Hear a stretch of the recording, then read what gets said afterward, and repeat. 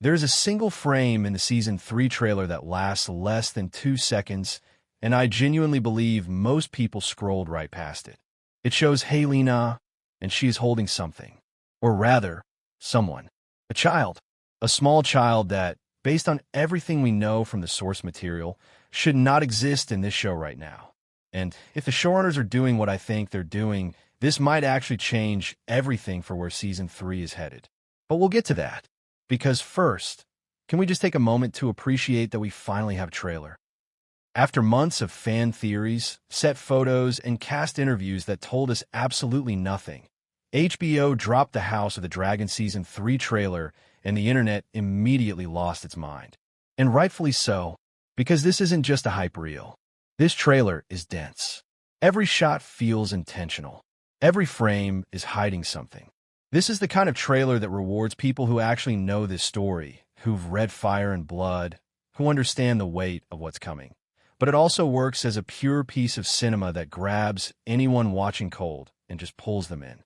What's interesting here is that the creative team seems to know exactly what kind of show they want Season 3 to be. Season 1 was political maneuvering and family dysfunction. Season 2 was the first real sparks of war, messy, brutal, human. Season 3 is clearly meant to be the escalation point, the full-scale collapse. The moment where the Dance of the Dragons stops being a metaphor and becomes something that physically reshapes the world of Westeros. You can feel that just from the editing of this trailer. The pacing is faster. The color palette is darker. Everything feels heavier. Let's walk through what the trailer actually shows us, because there's a lot to unpack. The most immediate thing that hits you is the scale. We are seeing dragon battles that dwarf anything from the first 2 seasons. There's a shot of multiple dragons in the sky at once, not just 1 or 2, and what's fascinating about it is how chaotic it looks. This isn't the clean, controlled dragon riding of Season 1. These are creatures at war, and the humans on their backs look terrifyingly small. That visual choice is telling. The show is reminding us that these animals are not weapons. They are catastrophes with riders. We also get our first real look at what appears to be the lead-up to the Battle of the Gullet. If you know the book, you know this is one of the most devastating naval confrontations in Targaryen history. A moment where the war at sea becomes as horrifying as the war in the sky. The trailer shows ships burning on dark water, soldiers scattered across what looks like a coastal battlefield, and at least one aerial attack on what is clearly a fleet. Fans notice something important in these shots. The positioning of certain banners on the ships suggests we might be seeing the Triarchy's involvement much earlier than some expected. That's a significant detail if true, because it means the war isn't just Targaryen on Targaryen. Outside forces are starting to smell blood in the water. Then there's Aemond. Oh, Aemon One Eye. Every single shot of him in this trailer is menacing in a way that is almost uncomfortable to watch. There's a moment where he's standing in what looks like a burning hall, and the expression on his face is not rage. It's satisfaction. That quiet, cold satisfaction of someone who has decided that he is done pretending to have limits. The character work they've done with Aemond across this show has been extraordinary, and based on what the trailer suggests, Season 3 is where that arc hits its most terrifying point. We also get glimpses of Rhaenyra, and she looks worn. Not defeated, but weathered. There's a shot of her standing alone, looking out over something we can't fully see, and the body language communicates so much. This is a woman who has lost things she can never get back, and is still choosing to stand. Still choosing to fight. That tension between grief and resolve seems like it's going to be the emotional engine of her storyline this season.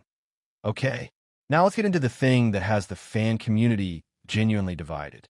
In one of the quieter shots of the trailer, blink and you miss it, we see Helena in what appears to be a dim, almost cell-like room, and she's cradling a small child to her chest.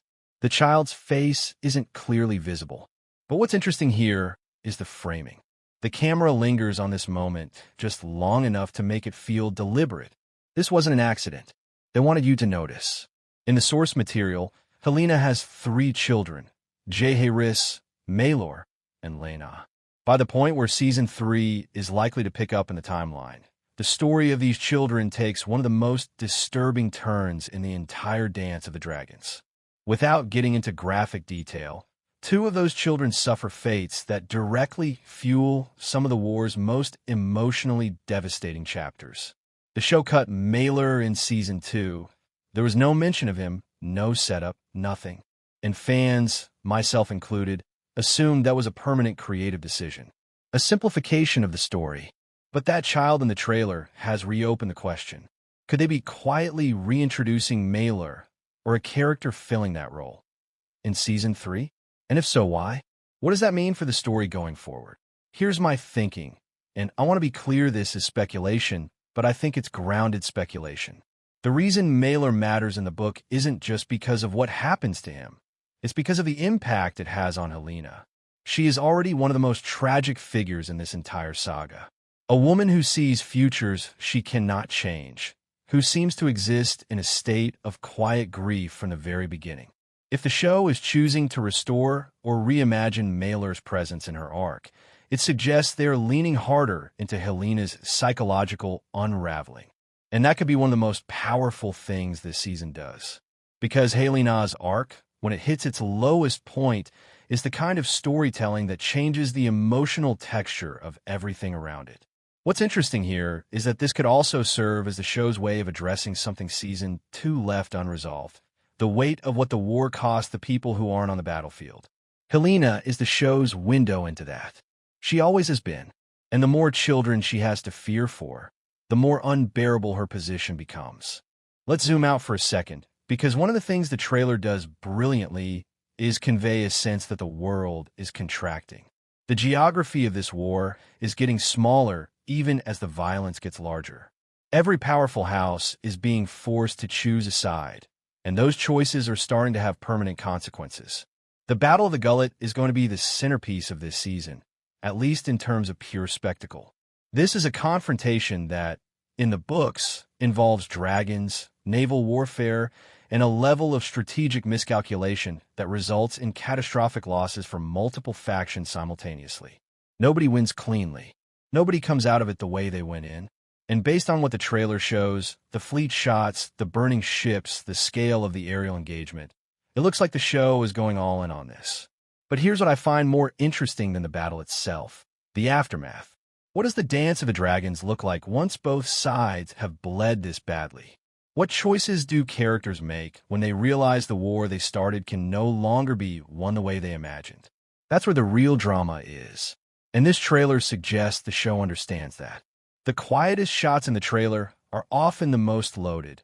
A conversation between two characters in a candlelit room, a hand reaching for something we can't see, a door closing on a figure we barely recognize. The Civil War in House of the Dragon has always been about more than succession. It's about the cost of certainty. Both sides genuinely believe they are right. Both sides have done terrible things in service of that belief. And Season 3 is where the show is going to force both the characters and the audience to sit with what that actually means. So what does all of this add up to? House of the Dragon Season 3 looks like it is going to be the season where everything that has been building since the very first episode finally arrives at full force. The dragons are in the sky. The alliances are fracturing. Characters we've watched grow and change and break over 2 seasons are about to face the moments that will define how history remembers them. And that Helena shot, that quiet, unassuming, easy-to-miss moment with the child, might be the most important thing in this entire trailer. Not because of what it shows, but because of what it implies.